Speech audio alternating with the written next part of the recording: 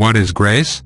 Grace must be a presence and an intelligence that can enter into and abide in any situation, in any world, in any climate, in any condition, in any culture and in any race.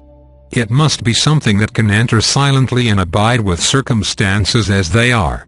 It must be something that can enter at the invitation of a genuine and sincere request. It must be something that can abide with a man or woman of knowledge, something that can abide with them without dominating them and exist with them and in them without manipulating them. It must abide with them in such a way that the authority of the person who is its recipient is not overshadowed or usurped. Grace must be something that can be translated from one mind to another and transferred from one world to another. What can possibly do all of these things? A greater presence that can abide with but not overwhelm the person who is receiving it. A greater intelligence that can exist with but not dominate the lesser intelligence that is receiving it. A greater intensity and motivation in life that can gently persuade and nourish an emerging sense of real purpose, meaning and direction in the life of the person who is receiving it. Grace must be something very powerful because it inspires individuals to do great and selfless acts. It inspires them to do things that transcend their own personal interests, limitations and concerns, and yet it in no way violates their own authority. Grace respects their own position in life while giving them a greater ability and a greater scope of awareness. Grace must be something very intelligent to give this strength without overwhelming the recipient. Grace must be something that is not concerned with the appearance of things. It must be something that has a greater origin, meaning and ability, beyond the scope of any worldly race, culture, tribe or group. Surely this cannot be a human invention. Surely this cannot be the product of a purely human God. Surely this cannot conform to human expectations or human images. It must be something far greater and more permeating, more transcendent and yet more able to descend into the world, into any world, where it is welcomed and needed. Grace represents the evidence of the greater relationship that you have with the Creator. Grace is not your possession. You cannot use it, harness it, manipulate it or direct it, for it represents a greater will and purpose in the universe. You possess a special kind of grace within you. This grace is called out of you in the presence of the grace that exists around you. It is called out of you to meet specific needs in the world. And it is called out of you to initiate, establish and strengthen the important relationships that you will need to have in order to find your greater purpose and mission here. The grace within you is knowledge, the knowing mind, the mind that is a part of the mind of the Creator. The response to grace generates grace. It is not the source of grace. It is part of the mechanism of grace, which enables you to receive it, desire it and welcome it into your life. You look for grace. You cannot find it. You open yourself to grace, and it appears. You claim grace for yourself, and it is nowhere to be found. You yield yourself to grace, and grace gently emerges. You speak the truth of what you really know, not the truth of what you want or believe, and grace is standing beside you. You reach out and genuinely touch another's heart, and grace envelopes both of you. You look at the events of your world with compassion and deep understanding, and grace looks with you. You respond to a greater need in another, and somehow grace speaks through you. It is neither within you nor beyond you exclusively. It is more that you are immersed in it, and at special moments you are able to experience this immersion, this already existing union with life. Grace does not come and go, except in your awareness. Grace is not here at this moment and then gone the next. Grace does not go around the universe visiting individuals here and there. Grace is present everywhere, at every moment. It seems to appear because there is an opening for it and a need for it. It comes because it is genuinely desired. It abides with you, and yet how seldom you experience its presence. Grace is with you, but it is in the background. It is in the background because it is giving you the freedom to find your way and to come to terms with your deeper inclinations and awareness in life. It is in the background as if it were 20 feet behind you. It is not really 20 feet behind you, but this may be how you will experience it. It seems to come into your consciousness as you are available to it and as the situations that you are in call for it. Grace always emphasizes and validates your relationship with another and with the Creator. In fact, you may think of grace as the evidence of genuine and abiding relationship. When you experience this relationship with yourself, with another, or with the greater panorama of life, you will feel grace, a sense of wholeness, completeness and inclusion, a sense of reunion and gratitude.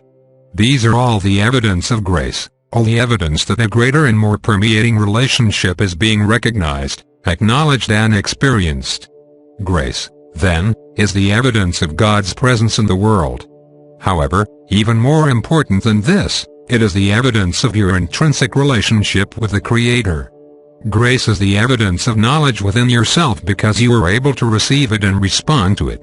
Eventually, as you become strong with knowledge, if you can follow the way to knowledge and take the steps to knowledge, then you will be able to actually dispense grace into the world, not as a conscious act, but as something that happens spontaneously. Here grace will emerge from you because you will be a wellspring for grace in the world. No matter what your activity or specific endeavor in life, you can become a demonstration of the presence of grace. This will have a great impact on those who can receive your gifts and on those who can witness your acts. Grace ignites knowledge in others. It stimulates others at the deepest level of their being. It brings with it a memory and a confirmation, however long forgotten, that there is a greater purpose and meaning in life. It is part of the reality that you have brought with you from your ancient home. The evidence and the demonstration of grace calls some people forward while others retreat, and still others fight against their own experience. However, its power and efficacy cannot be denied. It is a potency in life that is unmatched by anything else. No one who feels it can be neutral regarding it. And everyone who witnesses it must respond. Grace is evidence of a greater union and relationship that you have with others, with the world and with your Creator, but grace also is the potency that carries great ideas and great inspiration from one mind to another. Here it is like a conduit that enables the transmission of knowledge to pass from one mind to another. This activates knowledge in each person as it passes from one mind to another, like an electrical current passing through one terminal to another, carried by the power of grace. Here your real associations with people become activated and evident. Grace seems to come and go, a momentary experience perhaps, something that is in great contrast to the vast majority of your experiences of being in the world. But it is always there.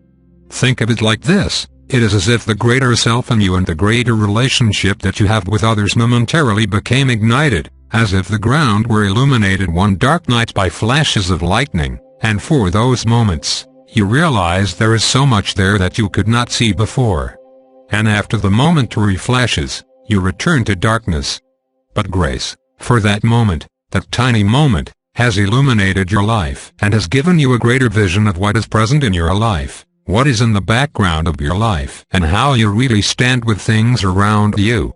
These flashpoints are very significant because they herald the possibility of a greater union and association with life, a greater involvement and endeavor with others, and a greater experience of purpose and reality.